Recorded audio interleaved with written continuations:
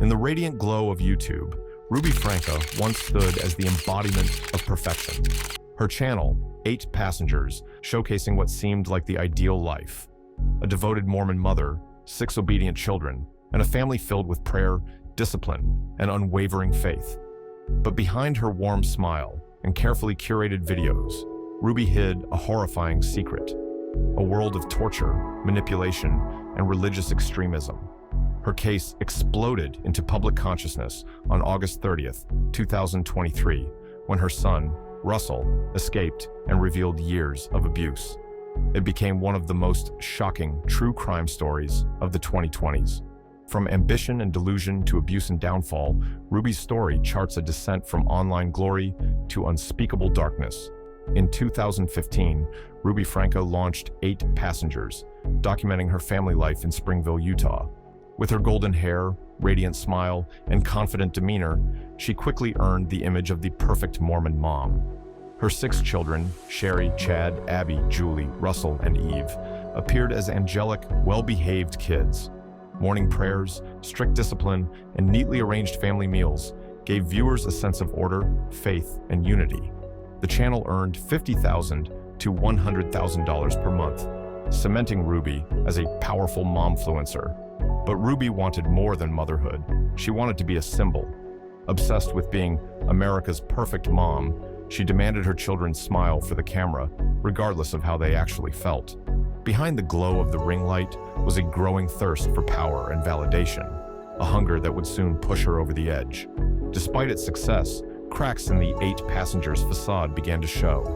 Ruby proudly embraced what she called tough love. In one video, she denied lunch to 6-year-old Eve for forgetting her homework, framing it as a lesson in responsibility. In another, she removed Chad's bed as punishment, making him sleep on a beanbag for months. Initially, audiences saw this as strict but loving, but online forums began asking, is this parenting or abuse? By 2020, public criticism mounted. A Change.org petition called for an investigation into the Franke family. Facing the threat of lost reputation, Ruby panicked. That's when she met Jody Hildebrandt, a self-styled therapist whose license had been revoked. Through her program, Connections Classroom, Jody promised to help parents course-correct wayward families. Jody wasn't just a mentor, she was gasoline to Ruby's fire. With an authoritarian tone, she preached that children were inherently sinful and needed severe correction. Exploiting Ruby's Mormon background and fear of disobedience, Jody convinced her that her children were possessed, and only pain could purge them. Already obsessed with control, Ruby now saw herself as a soldier of God.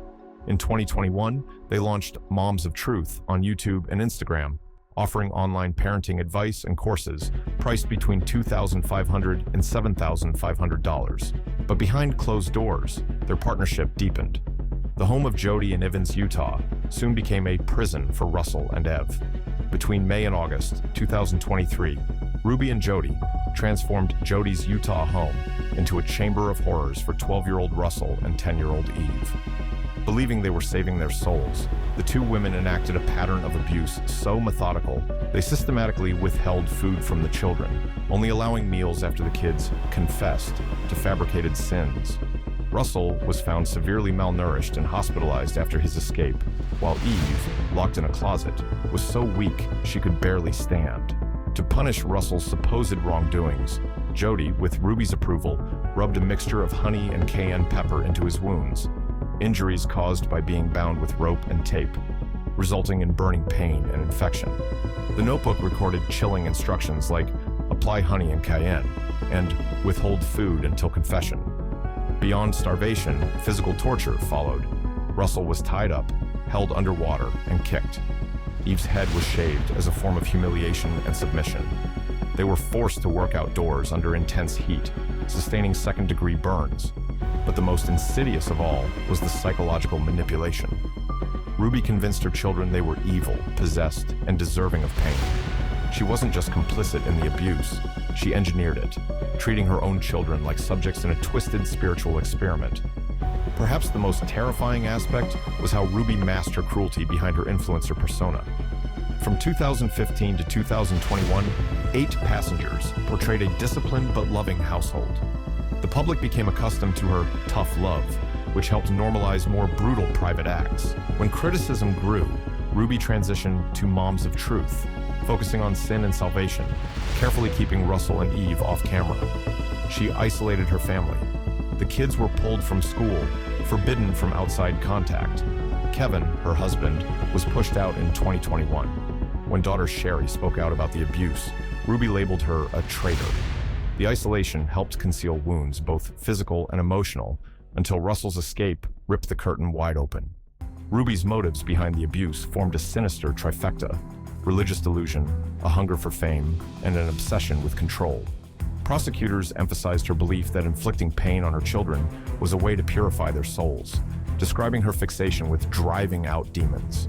Ruby truly saw herself as a divine warrior, tasked with saving her children through punishment. This spiritual extremism dovetailed with her ambition to become America's perfect mom. When 8 Passengers lost popularity, she rebranded herself through Moms of Truth, offering high-priced parenting courses and portraying herself as a moral authority. But more than spiritual zeal or influencer fame, what Ruby craved most was total dominance, not just over her children's behavior, but over their bodies, their minds, and their identities. Shaving Eve's head, binding Russell, isolating them from the outside world. These weren't just disciplinary acts, but declarations of her complete control. In her distorted worldview, every form of abuse became justified, even sanctified. The result was a household where cruelty masqueraded as salvation and where maternal power turned monstrous. The descent into madness for Ruby Franke was not marked by a single moment, but by an accumulation of narcissism, paranoia, and shared delusion. Experts pointed to signs of narcissistic personality disorder, suggesting she viewed her children less as individuals and more as tools to promote her brand. Even as they suffered behind the scenes, she demanded they smile for the camera, perform obedience, and reflect her constructed image of a perfect family.